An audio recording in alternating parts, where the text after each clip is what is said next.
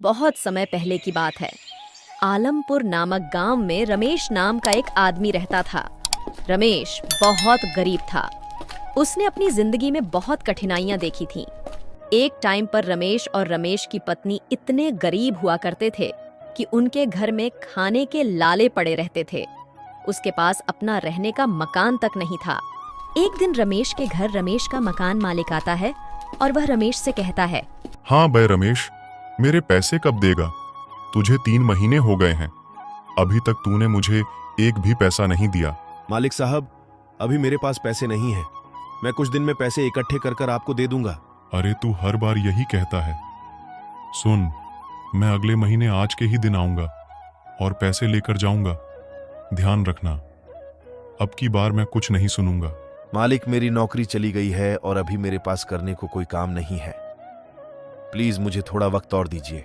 भाई देख, मुझे कुछ नहीं पता।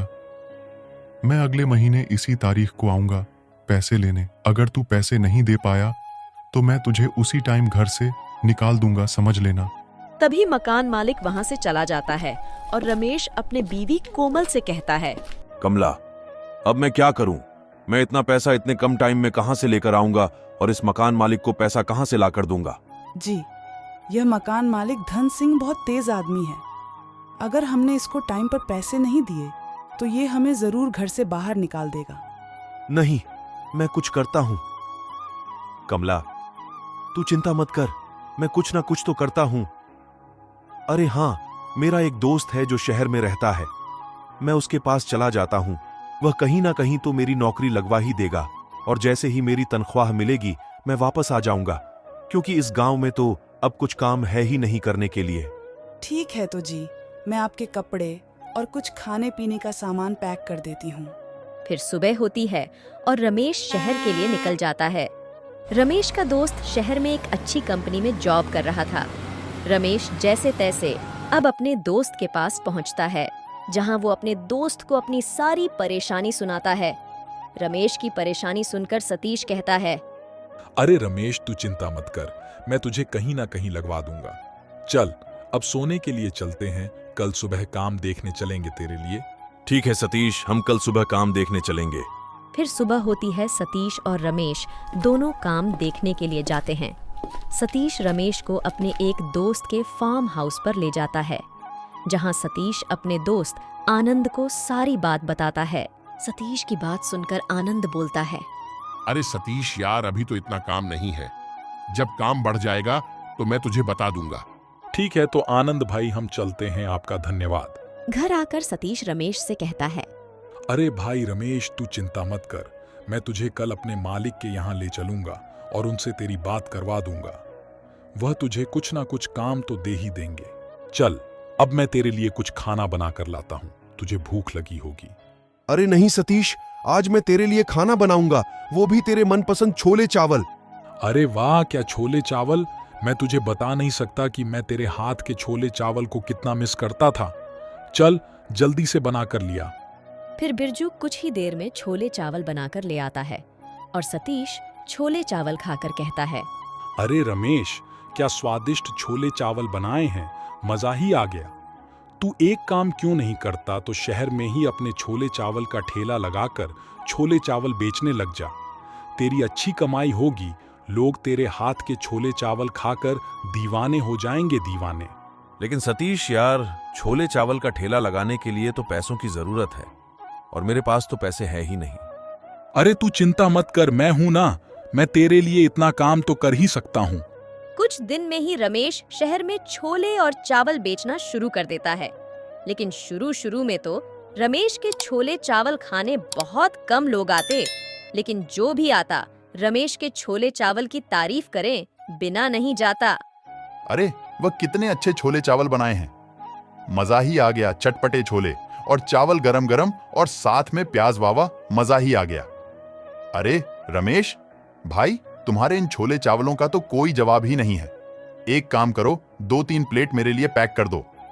मैं इन छोले चावल को अपने माँ को खिलाऊंगा ताकि उन्हें भी पता चले कि रमेश के हाथ के छोले चावल कितने स्वादिष्ट होते हैं। अब रमेश का काम धीरे धीरे बहुत अच्छा चलने लगता है। अब सतीश भी अपनी जॉब छोड़ देता है, क्योंकि रमेश अकेला ठेला संभाल नहीं पा रहा था। अब दोनों दोस्त छोले चावल बेचना शुरू कर देते हैं और अब रमेश अपने किराए के पैसे भी जमा कर लेता है और धीरे धीरे छोले चावल की बिक्री बहुत ज्यादा बढ़ने लगती है। सब कुछ बढ़िया चल रहा होता है। एक दिन उसकी दुकान पर एक ग्राहक आकर बोलता है, अरे वाह रमेश भैया, क्या छोले चावल बनाते हो, मजा ही आ जाता है। तुम्हारे हाथों में तो जादू है, कितना भी खा लो पेट ही नहीं भरता। मेरे बच्चे तो तुम्हारे फैन हो गए हैं। सतीश को यह बात अच्छी नहीं लगती।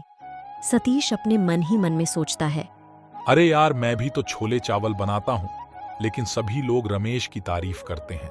मुझे तो हर कोई रमेश का नौकर समझता है, जबकि रमेश को यहाँ तक मैं ही लाया हूँ। कोई बात नहीं, जब मैं यहाँ तक लाया हूँ तो नीचे भी मैं ही गिराऊंगा। अब सतीश के मन में लालच आ जाता है। अगली सुबह जब रमेश छोले की सब्जी बना देता है तो सतीश चुपचाप उसमें बहुत ज्यादा नमक डाल देता है, जिससे सब्जी बहुत ज्यादा कड़वी हो जाती है। रमेश, अब देख, जो लोग तेरी बढ़ाई करते थे वे लोग ही तेरी अब बुराई करेंगे। रमेश उन छोले चावल को एक ग्राहक को देता है।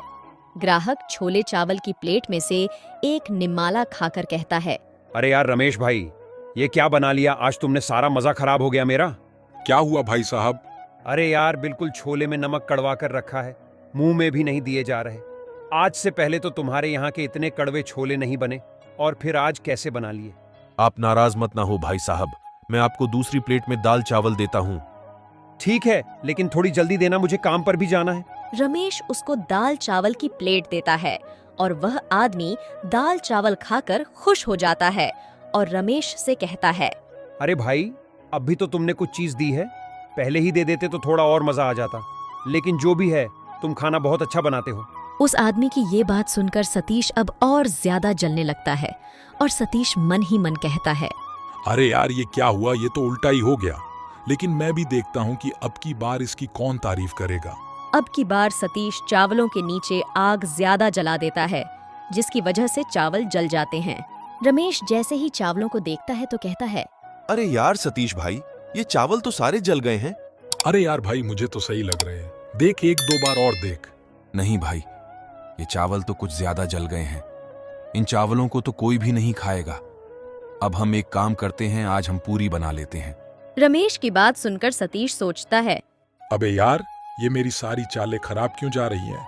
अरे यार, तुझे जो अच्छा लगे वह पका ले तू।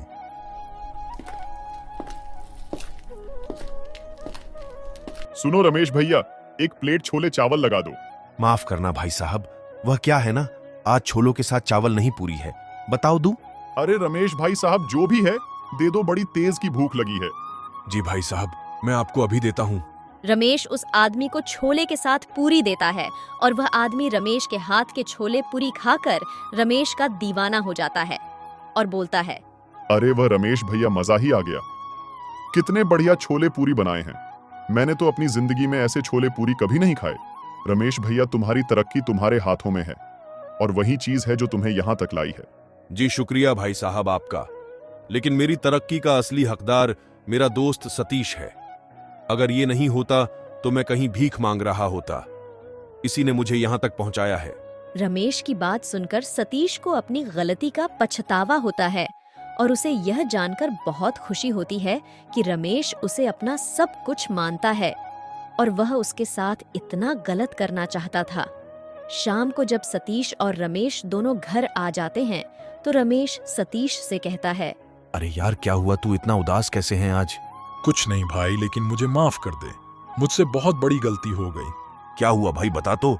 मैं पैसों के लालच और लोगों को तेरी इतनी तारीफ करते देख मैं तेरे से जलने लगा था, इसलिए मैंने तेरा बुरा करना चाहा। लेकिन वह कहते हैं ना, अच्छे लोगों के साथ अच्छा ही होता है। लेकिन अब मुझे मेरी गलती का एहसास हो गया है, मुझे माफ कर दे यार। अरे कोई बात नहीं भाई, मैंने तुझे माफ किया। तू मेरा भाई है यार, और ये कामयाबी हम दोनों की है। और हम एक दूसरे से क्यों जले, हम दोनों को एक दूसरे की जरूरत है। फिर रमेश सतीश को माफ कर देता है और दोनों दोस्त एक साथ काम कर अच्छी जिंदगी जीने लगते हैं।